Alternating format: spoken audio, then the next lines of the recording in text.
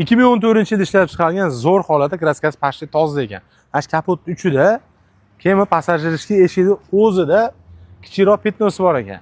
Kelishsalar o'zlaringiz shu ustida tekshirib olaverasizlar.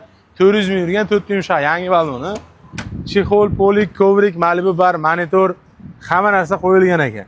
Olasan, minasan degan mashina ekan. Egasini o'zidan. Любой dokument без проблем der. Hop. Stop qo'yilgan chiroylisidan. Bagaj ochilmayapti. Mayli. Stop chiroylisidan qo'yilgan, orqasida metani bor. Aniq. Bo'ldi, bizdan keyin ochilar ekan kapoti. Xo'p, 1.5 motori, gidravlika, standart tormoz, ikkinchi pokoleniya gazi bor. Holati yaxshi, hech qanaqa rasxod yo'q, video registratori, pulti bor ekan. Narxiga keladigan bo'lsak, 2014-yil 400 ming yurgan ikkita detalni ko'rsatdim, kichkina petnosi, lekin 4 yumshoq baloni. Narxini aka aytayapti, $6,700 deyapti. Bir qator o'zidan kelishasizlar, dehqonni o'zidan.